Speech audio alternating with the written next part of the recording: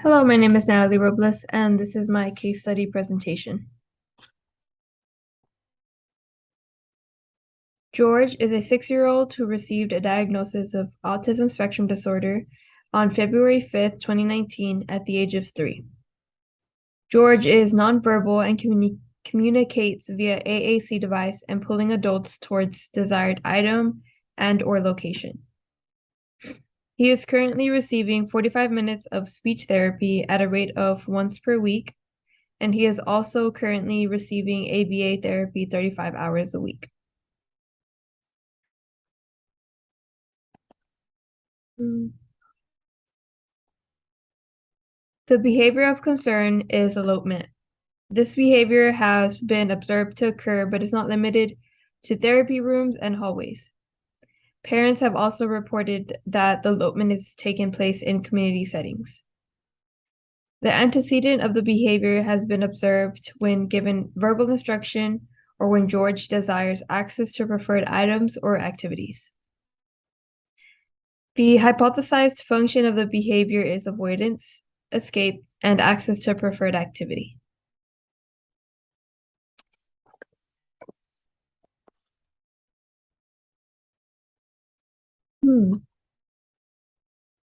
Tacting is a form of verbal behavior where the speaker sees, hears, smells, tastes something, and then comments about it. Teaching may include holding up objects and pictures while asking the child, "What is it?" Initially, the instructor would provide the child with the correct answer and then slowly fading out the prompting up until the child is able to respond correctly independently. Instructional interventions in instructional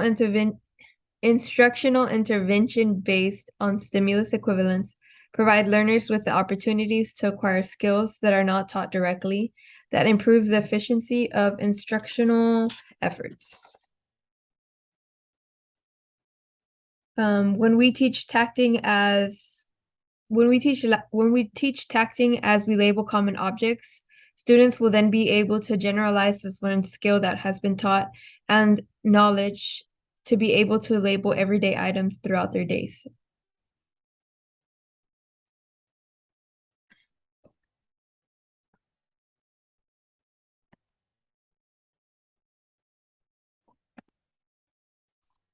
Stimulus class.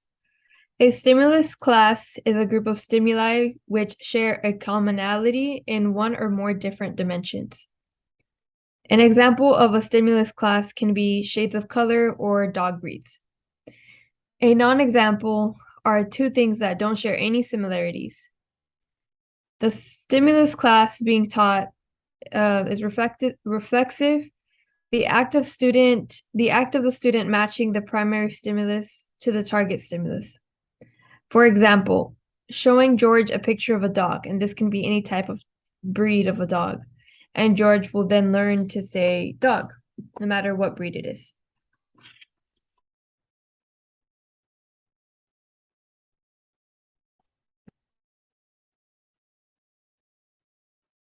Derived stimulus relations is the relationships between two stimuli that are formed without any prior learning.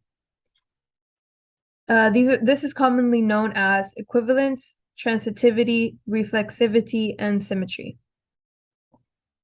Equivalence is correctly responding to stimulus-stimulus relations that have not been taught or reinforced in the past, but are the results or prior stimulus to stimulus relations. Transitivity happens when the student is taught if A equals B and B equals C. Student then proceeds to know that, well, then A also equals C. Reflexivity happens when the student engages in a matched sample that has not been previously taught. Symmetry is when a student is taught if A equals B and then proceeds to demonstrate the understanding that if A equals B, then then B equals A.